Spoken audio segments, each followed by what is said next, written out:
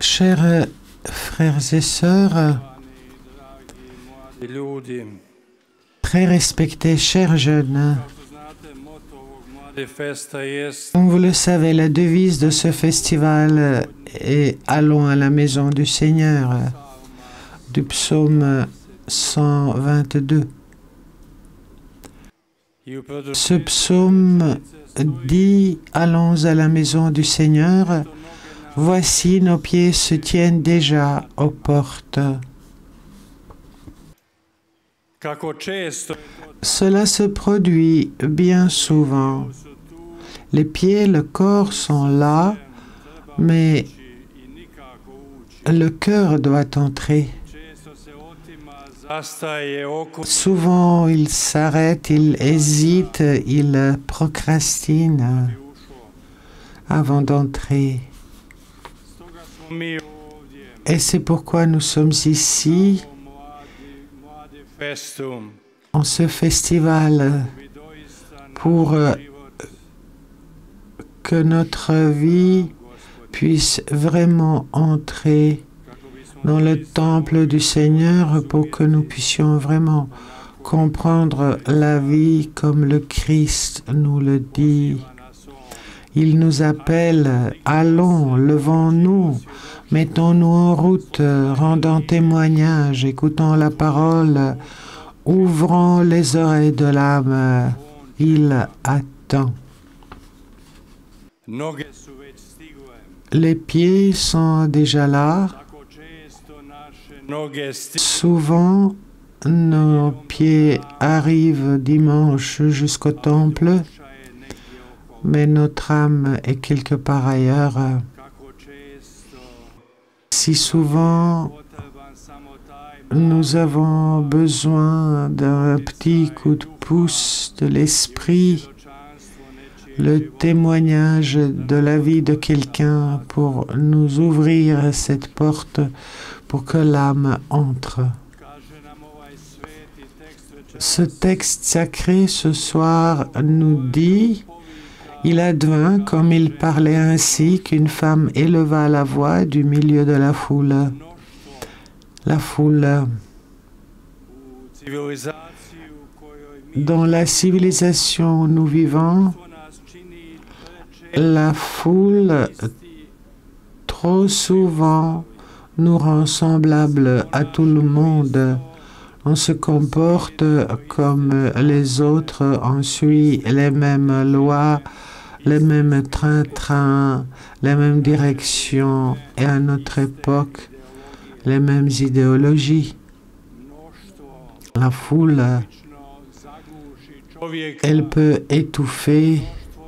Cette foule peut devenir idéologie de toutes sortes de choses. Mais la foule peut nous rendre différents aussi. Cette femme dans la foule était unique, elle était différente.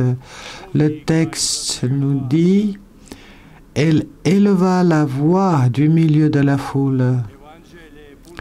L'Évangile est plein de femmes courageuses. Alors que les hommes hésitent et calculent, ces femmes sont courageuses, elles disent la vérité, elles disent ce qu'elles ont vu. Tout le monde se taisait, elle a osé être différente, être forte, admettre la vérité, proclamer la mère de Jésus bienheureuse. Traduit en un langage quotidien, nous l'entendons souvent, quelqu'un dit « Bienheureuse sa mère, heureuse sa mère, si lui, elle est tellement bon qu'elle doit être la femme qu'il a mise au monde. » Cette femme de l'Évangile était différente. Elle s'est opposée à ceux qui sont tous pareils. Jésus a fait souvent exactement cela, le contraire. La spiritualité, la profondeur de l'esprit, je dirais la profondeur de la mystique, c'est ça. prendre le chemin du contraire. La vie est un jeu entre le grand et le petit, le grandiose et le faible, l'inconnu et ce qui vient de la grâce. Il en est ainsi ici à Medjugorje. Ici, d'un peuple pauvre, d'un lieu pauvre, opprimé, marginalisé, le peuple croate marginalisé. Ce lieu marginalisé, la grâce a jailli. Ces chemins sur ces collines que vous traversez ont été tracés par les pieds nus de l'homme, de la femme, nus, lourds, souvent tourmentés par la quête. Cette pierre a été travaillée par les pieds, par les temps laborieux. C'est souvent le cas dans la vie. Je pense que la plupart d'entre nous a fait cette expérience. Là où l'homme ne voit rien, il y a des perles. Là où on ne s'y attend pas, il y a un trésor. Là où on n'espère rien, peut-être quelque part dans le silence, au loin, dans la solitude, on trouve son Seigneur. Dans un monde qui s'oppose fermement au Christ, ce monde même nous révèle le chemin du contraire. L'un des plus grands comédiens de notre époque, le grand nom d'Hollywood, Anthony Hopkins, l'exprime admirablement. Sur son chemin du non-sens au sens, chemin vers la foi, quand il a touché les hauteurs, il dit « Ma philosophie est la suivante, ce que les gens disent de moi ne me regarde pas. Je suis qui je suis et je fais ce que je fais. Je n'attends rien et j'accepte tout. Cela simplifie la vie. » Nous vivons dans un monde où les funérailles sont plus importantes que le défunt, le mariage plus important que l'amour, toutes sortes d'institutions plus importantes que l'amour, l'apparence plus importante que l'âme. Nous vivons dans une culture de l'emballage qui méprise le contenu.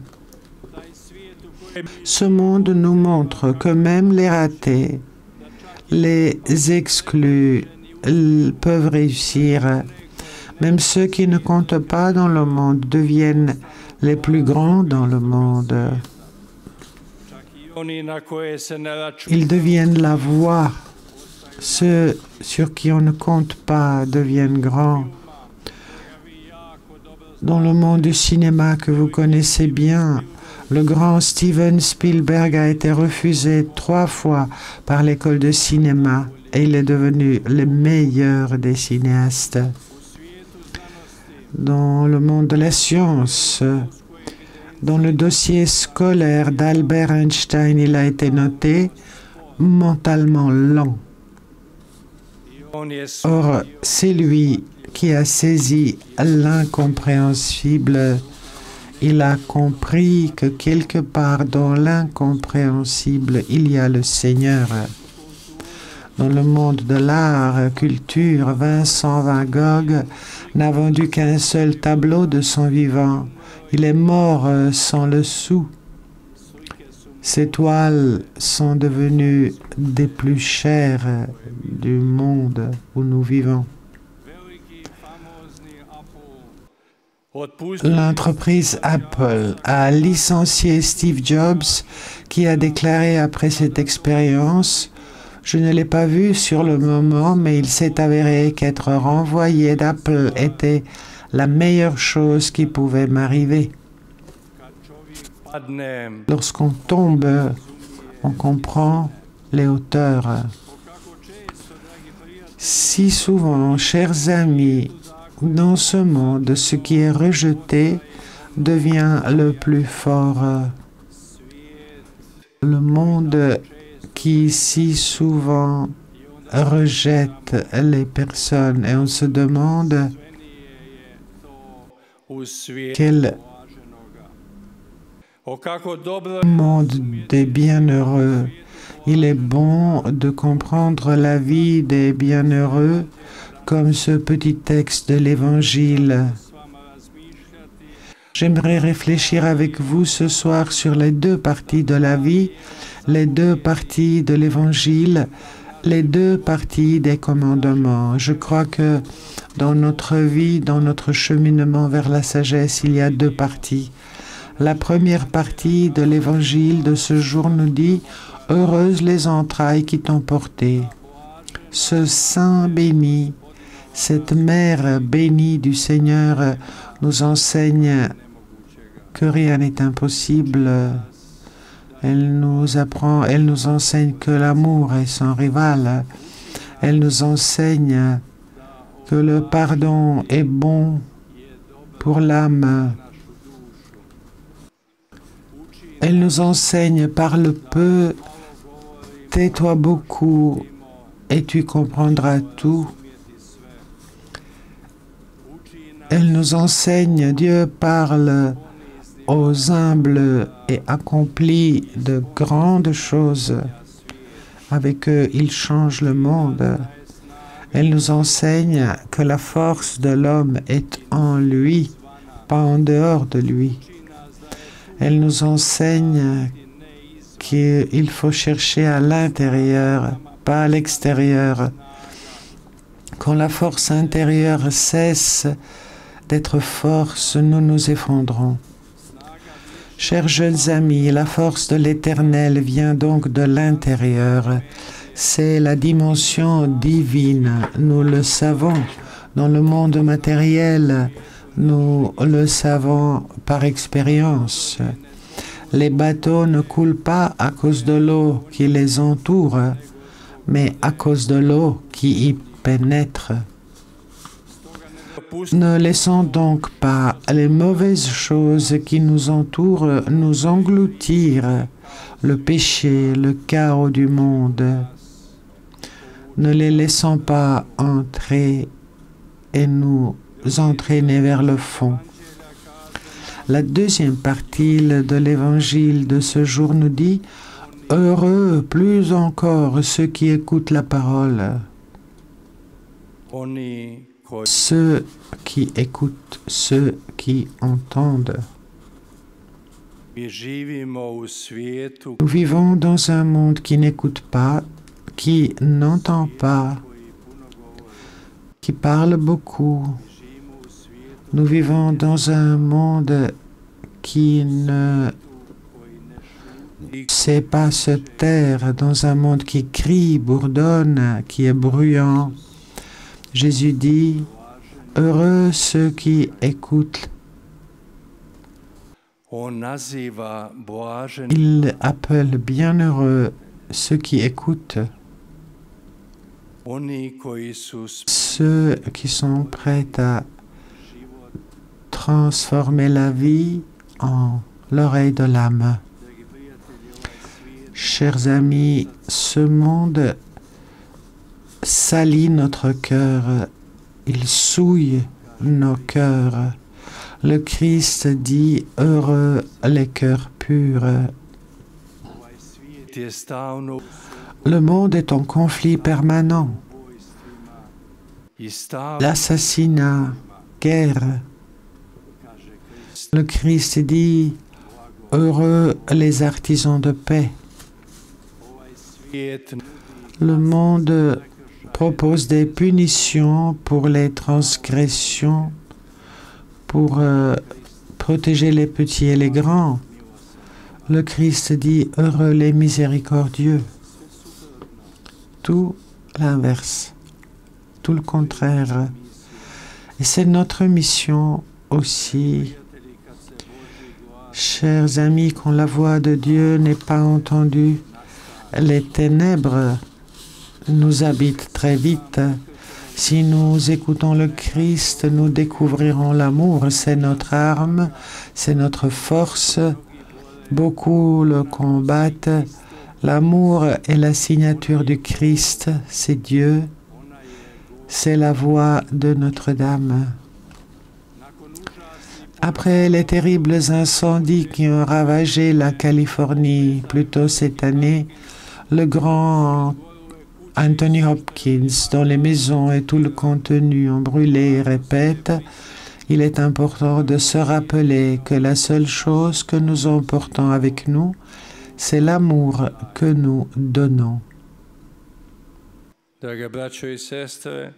Chers frères et sœurs, les chrétiens croient que le Christ les a libérés afin qu'ils puissent discerner ce qui est vraiment important. Être généreux plutôt qu'égoïste, bienveillant plutôt que cruel, sincère plutôt que trompeur. Sers-toi de ta liberté pour choisir la voie du Christ. Et le Christ nous enseigne à quel point est importante cette deuxième partie que nous oublions souvent. Nous, prêtres et le peuple de Dieu, souvent, nous citons le Christ quand il dit « Aime ton prochain ». Mais souvent, nous oublions la deuxième partie, comme où il se trouve l'appel qui dit « Comme toi-même, comme toi-même ». Dans le Notre Père, Jésus nous apprend, nous enseigne ces deux parties. Pardonne-nous nos offenses, et puis il dit « Comme nous pardonnons ». Vous avez entendu qu'il a été dit, dit Jésus, mais moi je vous dis. C'est pourquoi je vous invite ce soir à consacrer votre attention à cette deuxième partie de ces appels, que cette deuxième partie est importante. Il est tellement important d'ouvrir les oreilles de l'âme, d'écouter, d'entendre. Et à la fin, je pose une question simple. Qu'entendons-nous ici à Medjugorje? Il me semble deux choses. D'abord, chers enfants. Chers enfants, c'est la principale expression de toutes les adresses en ce lieu appelé Medjugorje. Nous sommes des enfants. N'oublions pas d'être des enfants.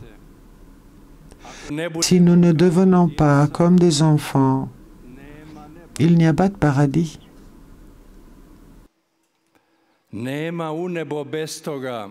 Sans cela, nous ne pouvons pas entrer au paradis. Le Christ dit, si vous ne vous convertissez pas, ne devenez pas comme des enfants, vous n'entrerez pas dans le royaume des cieux. Chers enfants, c'est le début du ciel. Et deuxième réalité, la paix. Que la paix règne entre Dieu et les hommes. Nous, chrétiens, ne devons pas nous contenter de souhaiter, de rêver ou de parler de la paix. Nous devons être des artisans de paix. Nous devons élever la voix aujourd'hui pour les enfants de Gaza et les enfants d'Ukraine et contre toutes les idéologies, les mouvements, les actions néfastes. Chrétiens, vous êtes appelés à lever la voix. Ne vous taisez pas, le monde est plongé dans le chaos, mais nous ne devons pas l'être. Si nous nous taisons, quelle que soit la partie, la race, la nation, la religion, danger, si les chrétiens se taisent, il n'y aura plus personne pour parler. C'est pourquoi je vous prie, chers jeunes, si nous avons compris cette deuxième partie de l'appel du Christ, n'ayez pas peur.